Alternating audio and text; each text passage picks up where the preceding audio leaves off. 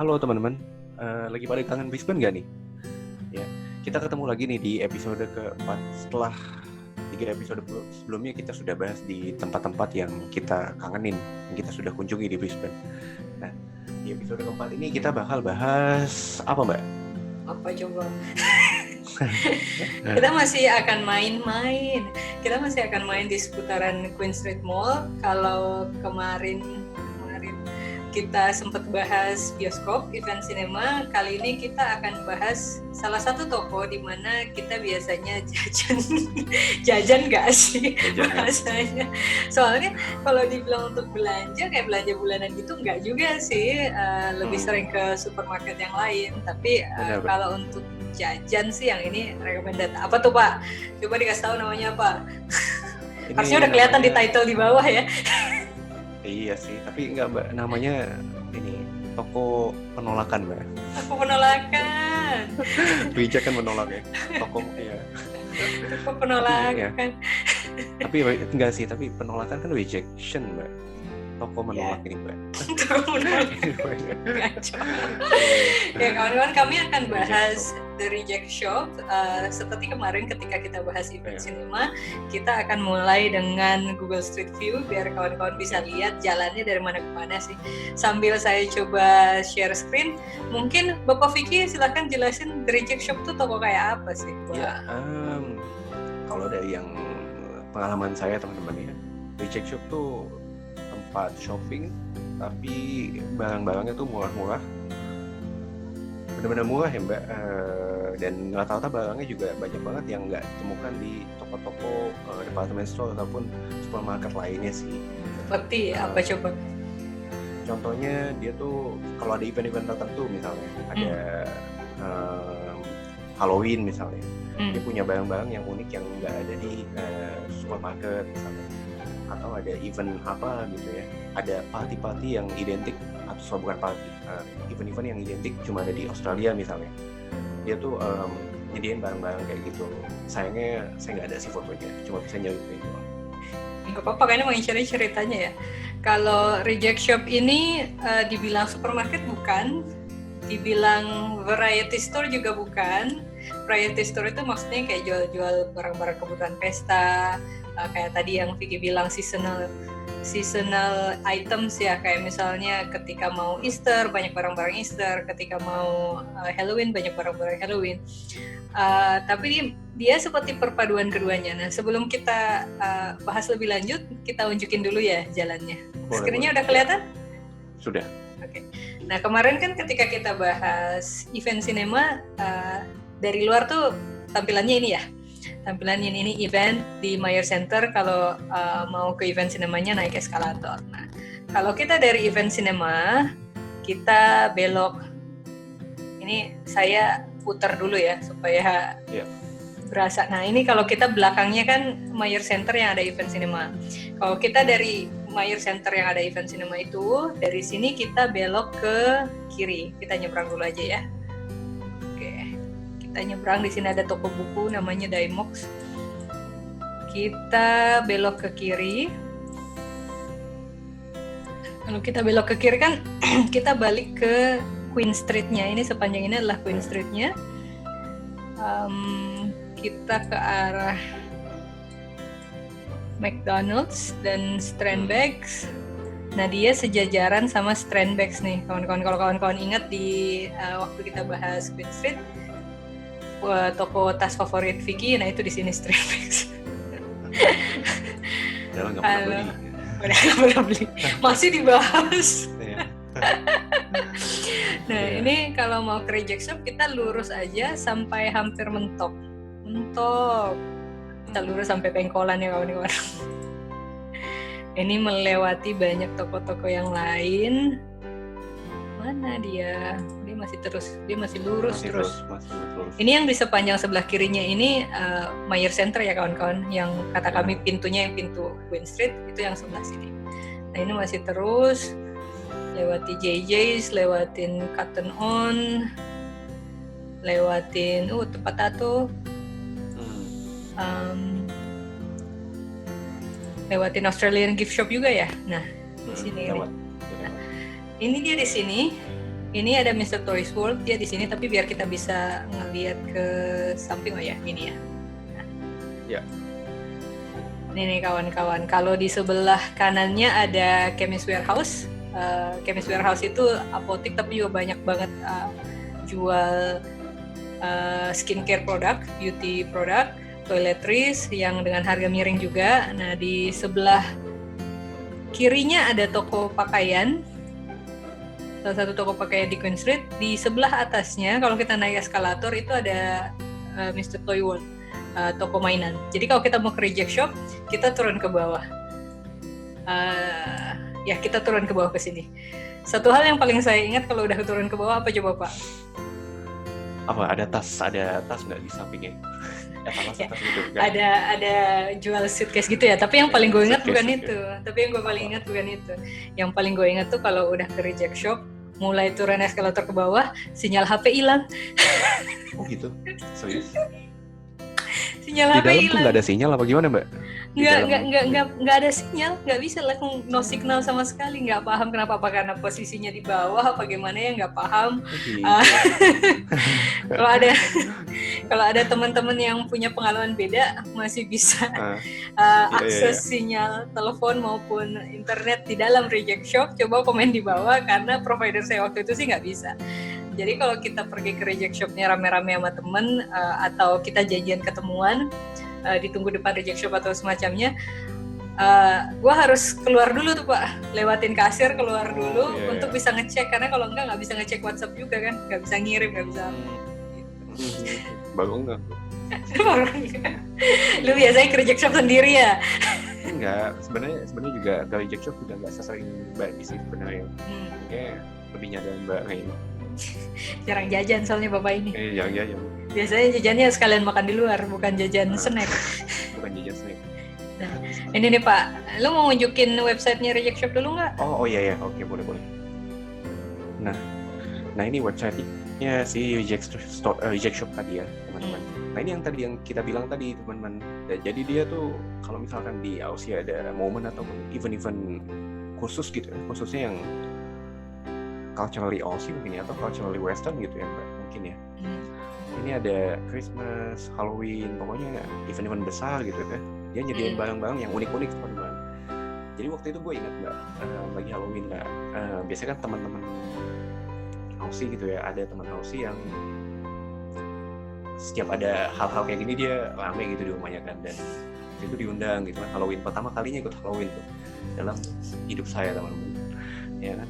Terus saya pengen tampil sam kan, idenya mau pakai apa gitu kan, sam gitu. Samnya Aussie kan beda sama samnya Indo kan. Indo kan samnya mana gitu.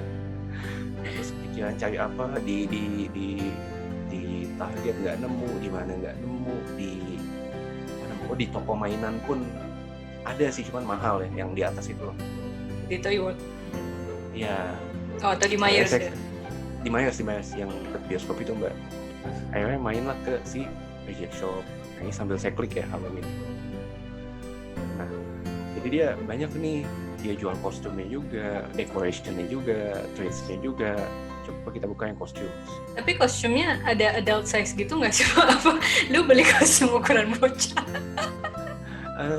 Gue nggak beli kostumnya sih. Gue cuma beli kalau di Indo tuh ada yang Gigi, paling Dracula gitu loh. Nah itu sama kayak semacam cat gitu ya, cat yang buat darah gitu. Jadi gue punya baju putih, gue darahin gitu loh dia sam. Ya kan. Nah ini nih, jadi dia ngejual ini teman-teman. Contohnya ada kostum Power Ranger bahkan, terus ya segala macam lah ya. Nah ini jadi ada berbagai macam kategori ini teman-teman ya, barang-barang ataupun snacks ataupun makanan yang bisa dibeli Mbak. Mungkin ada yang mau Mbak Dis buka nggak? Kira-kira ada yang mau dilihat nggak dari snack? Saya perasaan kalau tiap pergi ke Reject Shop kayaknya jajan snack doang, karena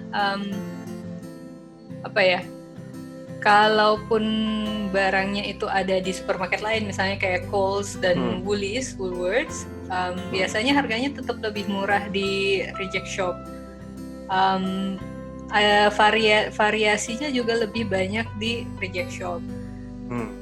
Kayak beberapa snack yang ada di sini nih nggak nemu. Roll up saya nggak pernah nemu di Coles ataupun Woolies ya. Beberapa merek yang lain juga, bahkan termasuk Kopiko. Ingat banget nemu Kopiko di reject shop. Iya. Jadi kalau misalnya lagi ada event potluck yang bareng sama teman-teman yang bukan Indonesia, kemudian biasanya kan kalau potluck kita bawa makanan atau snack atau apa untuk dinikmati bersama ya. Mau cari sesuatu yang Indonesia, paling nggak masih bisa ke reject shop untuk cari Kopiko. Nyari Kopiko sama top, tau kan? Yang wafer kan, wafer lapis Rice Krispies, yes. Ada di reject shop, pernah nemu saya. Oke. Nah, kenapa? Kenapa? Tapi yang itu yang gue heran juga, kenapa ya Mbak sebagian barang cuma ada di reject shop? Kenapa barang-barang langka sih ada di reject shop? Kenapa sih Mbak? Tahu nggak? Nah, makanya kalau kita misalnya, kalau nanti teman-teman iseng mau coba buka websitenya, nanti di bagian bawah website ada yang introduction, bisa dibaca. Jadi reject shop ini kan sebenarnya bukanya bukan di Brisbane pertama kali, bukanya itu di Melbourne, ya, di salah satu suburb di Melbourne, Victoria, tahun 1981. Nah, mereka mulainya dari toko second hand sama discontinued items. Jadi bukan toko kayak sekarang, belum. Jadi mereka mulainya dari barang-barang second sama discontinued items. Nah, makanya kalau kita ke reject shop yang ketika maksudnya saya dan Bapak Vicky ada di Brisbane, kita biasanya tuh nemu barang-barang yang sebenarnya impor. Apakah impor dari Australia keluar kayak Cadbury itu banyak dan lebih murah, atau barang impor dari luar ke Australia kayak dari Thailand dan Indonesia. Termasuk untuk ukuran-ukuran yang biasanya ukuran sampel. Jadi pernah beli shampoo dan conditioner yang ukurannya segini nih kawan-kawan. Merek Head and Shoulders sama merek Pantene. Jadi dia satu paket shampoo dan conditioner. Biasanya kan yang sekecil itu nggak dijual di toko ya. Tapi dia biasanya barang-barang kayak sampel dari pabrikan seperti itu. Nah, saya belum nemu sih penjelasan lebih jauhnya sekarang barang-barangnya terdiri dari apa saja, tapi kalau melihat variety barang-barang yang ada di toko saat itu kelihatannya sih memang banyak rejekan pabrik ya. Bahkan ini loh Mbak, yang di pikiran gue reject shop ketika dengar kata itu kan ya, kalau diartiin itu ya Mbak tadi, reject penolakan itu ya, mikirnya ini barang-barang yang gagal gitu loh, atau yang ditolak kayak gitu loh. Ya, jadi kita harus bedain antara dia barang reject dengan barang faulty. Jadi kalau faulty kan berarti dia rusak, ya kan? Nah kalau di reject shop dia tidak menjual barang yang rusak, tapi dia menjual barang yang reject. Mungkin ilustrasinya kayak gini, karena aku pernah punya kerabat yang kerja di pabrik, di salah satu pabrik garment di Indonesia. Jadi kalau misalnya untuk impor ke luar negeri itu kan per kontainer ya. Per kontainer, satu kontainer tuh banyak banget barangnya berdus-dus di dalam. Nah, kalau misalnya sebelum shipping, kadang usernya datang kemudian mengecek itu nggak mungkin dicek semua kan. Dia akan buka, kemudian dia akan buka beberapa dus saja dan mengecek isinya, apakah kualitasnya benar. Misalnya kalau itu garment, apakah jahitannya benar, apakah ada kesalahan pola, apakah ada jahitan kancingnya gimana dan lain-lain gitu ya. Nah, kalau pada taraf tertentu itu banyak yang rusak, jadi misalnya 5%, 10% itu yang dari diambil sampel itu rusak, maka satu kontainer itu reject. Ya kan? Nah, tapi tidak berarti satu kontainer itu rusak.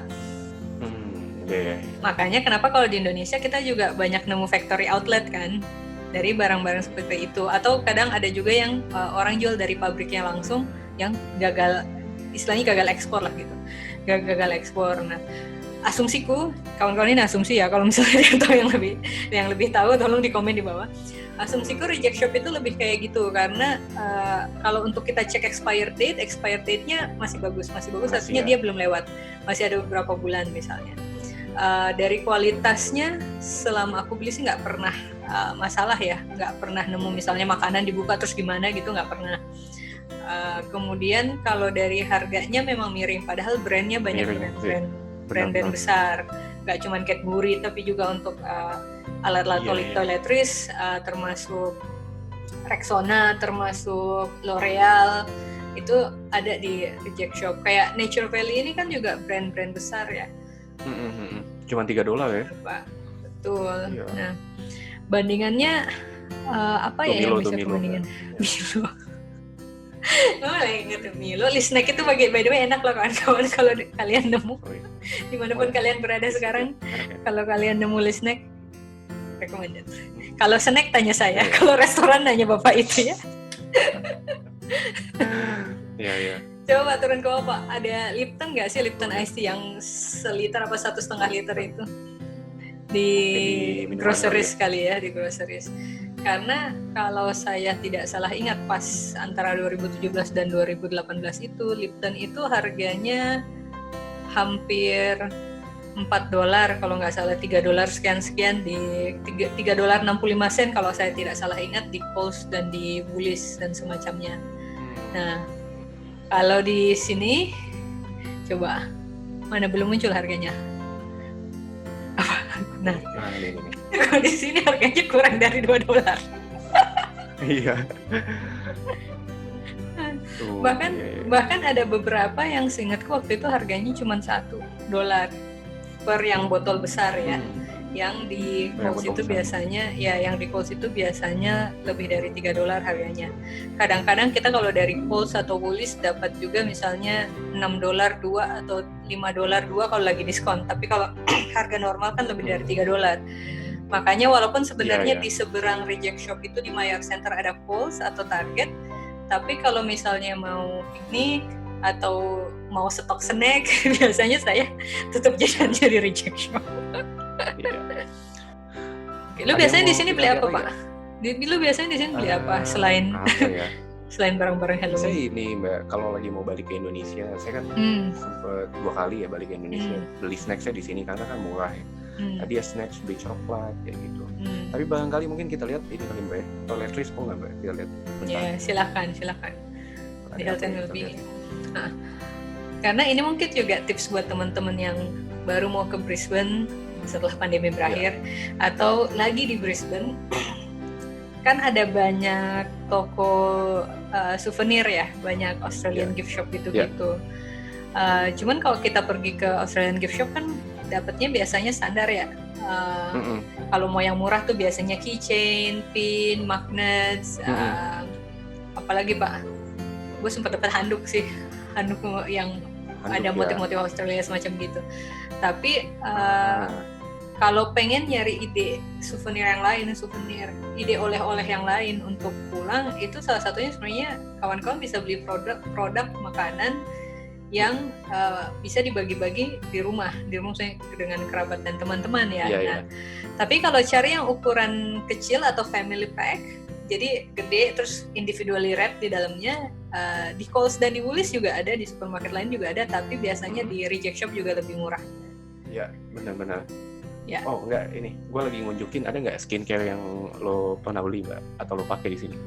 Gue pakai skincare apa ya? Vaseline iya. Vaseline ya. Tuh Vaseline cuma $4. Oke.